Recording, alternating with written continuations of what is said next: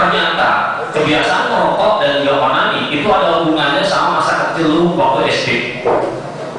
Di sini ada yang SD dulunya? Pasti ya. Jadi ketika SD biasanya setiap pelajaran kesenian lu disuruh buat sebuah kesenian, dan biasanya cowok-cowok buatnya adalah asbak, benar? Yang terbuat dari sabun batangan yang warna hijau. Nanti kalau gue pikir benar juga ya. Ternyata antara sabun yang menjadi asbak yang berbentuk batangan, dia ada 3 hal: sabun, batangan, dan asbak. Nah itu lah sama sering kalau pada malam ini. Gue bilang, oh iya juga ya, luar biasa ya. Dan gue setiap malam ini itu nggak bisa keluar kalau sebelum gue jawab sesuatu deh. Jadi kalau lagi nanya-nanya, oh waduh, nggak bisa keluar ya. Terus ada dokternya, ini ada hubungannya juga sama masa kecil. Kamu dulu sering disuruh kalau misalnya kamu mau keluar harus jawab dulu. Siapa yang bisa jawab oleh keluar? Saya bisa jawab. Karena itu lagi. Jadi gue sebelum keluar gue jawab dulu. Keluar tidak? Baru keluar. Oke gitu. Ya kita lupakan masalah apa namanya? Kita lupakan masalah wanita dan merokok ya, karena banyak cewek-cewek di sini.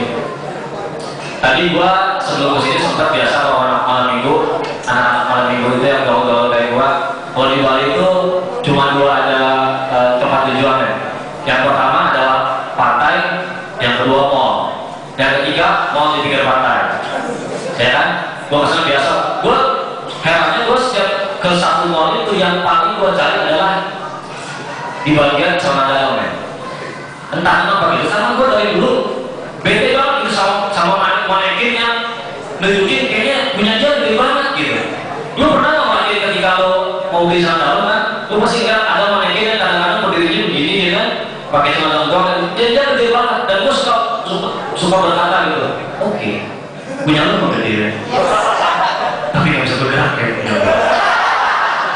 Oke, celana dalam lu bagus kan? Tapi tetap di dalam tidak bisa bergerak seperti punya gue.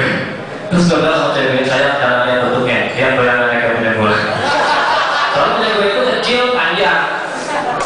Beda kalau sama teman-teman yang di sini gede-gede gitu kelihatannya. Gede-gede itu paling gede dan mantap ya. Gerakannya paling cuma gede doang ya.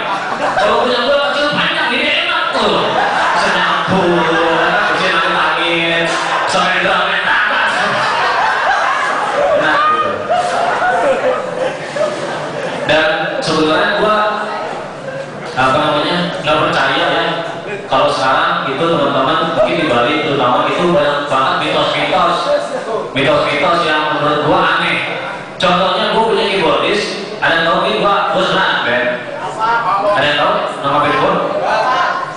Tidak eksis kamu. Tidak eksis. Jadi saya selain punya band juga MC yang udah 2 tahun ini gak laku. Terus gue juga punya satu cafe, tapi di bawah bumi ya. Cafe gue di bawah bumi. Dan luar biasa kalau malam itu juga harganya seperti ini.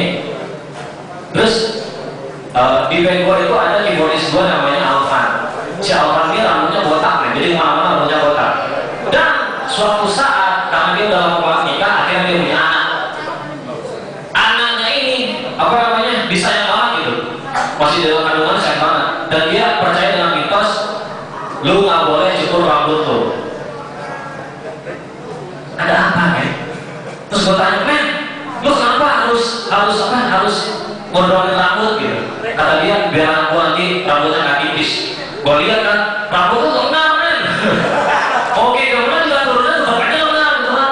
Enggak, gue nggak percaya deh. Maksud gue, coba lu bayangin kalau misalnya dia abrik atau polisi gitu, lu bisa banget ngelihat abrik gitu ketika, oke, gerak, semuanya emo gitu kan, terus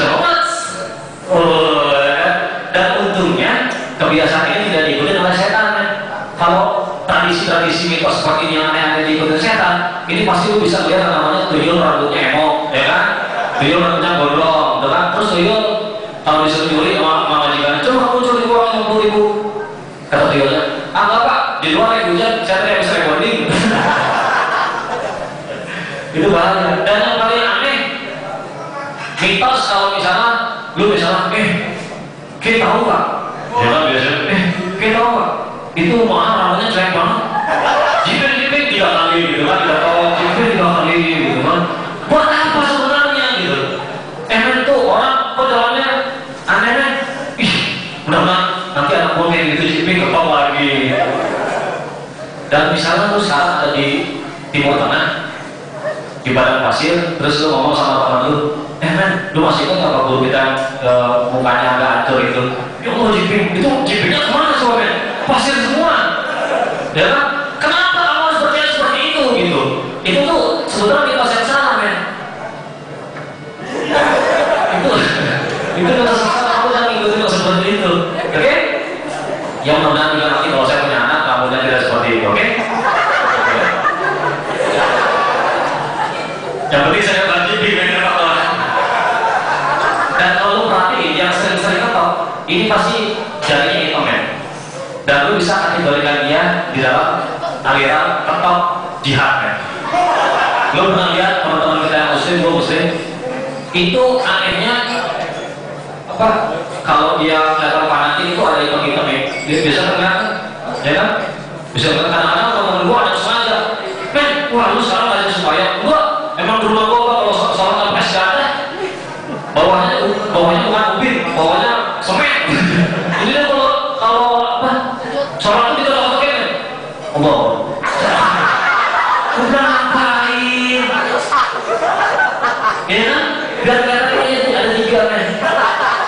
Cuma kalau teman gue yang satu ini baru 1. Dia kakaknya baru ngobrol, baru ada yang cuma 1 di sini nih. Dia kalau gue salah, ketika gue karena mungkin bibir gue agak sedikit konyol ketika gue sholat, caranya bibir gue dulu jadi di tengah di sini. Oke lah, ya sekali lagi kita sudah jangan dipercaya, ya. Ngeri juga kan ternyata. Oke, gue sekarang pengen ngomongin ini yang bahaya, gue pengen ngomongin soal kentut nih. Di sini ada yang nggak pernah kentut? Yang paling sering, Mahat ini paling sering banget. Ini tahu, dari sini tahu. Gini teman-teman, gue itu ngefans banget sama kentut. Ngefans banget, dan gue seneng banget sama kentut. Di sini ada yang seneng banget sama kentut, boleh angkat tangan? Ada yang munafik. Ya kelihatan ya, kamu pengusaha kentut. Percaya apa enggak? Kalau ada kentut yang tidak bersuara, lu semua sebenarnya senang. Karena apa? Coba lu perhatiin, kalau ada kentut yang tidak bersuara, tiba-tiba bawa kentut, misalnya sekarang bawa kentut, lu pasti minimal nyium kentut itu 3 kali, kan? Kentut ya? Enggak. Lu bakal kali kentut, tapi lu cium lagi. 6 kali lu kan? Kentut nih, enggak ada bawa kentut nih. Kentut nih, gitu. Sampai akhirnya kentutnya habis dan lu baru lihat kentut, men. Baru sebenarnya suka sama kentut itu, kan? Ya, gue tahu tuh. Bohong lu. Minimal orang yang itu masih 3 kali. Kentut nih. Enggak, men, bukan kentut. Iya, kentut nih. Kentut nih. Jadi sebenarnya tuh semua tuh suka sama kentut, men. Dan kentut yang paling berbahaya itu sebenarnya adalah kentut yang tidak bersuara, men. Karena kentut yang tidak bersuara itu bisa menimbulkan fitnah. Fitnah yang paling kejam menurutku adalah fitnah kentut. Karena misalnya nih, lu ada pengajian atau mungkin ada orang kematian, tiba-tiba lu datang terus bawa kentut, terus tiba-tiba lu, wah ini mahal kentut nih, lu gak ada salah-salah kan, itu lu bilang kentut, kan? Harga diri lu gak hilang, kan? Jati diri hilang cuma karena kentut. Setuju? Setuju? Ya Allah, mudah-mudahan teman-teman gue yang di sini tidak ketawa masuk surga, amin. Tapi yang tidak ketawa juga masuk surga, amin. Tapi transit dulu neraka, amin. Oke. Terus kentut itu sebenarnya kasihan ya kalau menurut gue ya. Kalau lu lihat kentut itu kadang-kadang kalau kentut tidak bersuara itu nggak bakal ada yang mau ngakuin ya. Ya, misalnya nih terus 1, 2, 3, 4, 5 kentut, ada kentut tapi nggak suara. Kan biasanya kentut ada suara di tangan tuh, tahan. Pasti kalau kentut ada akhirnya yakin lah. Misalnya kelepasan, ketika kelepasan, lu bisa tahu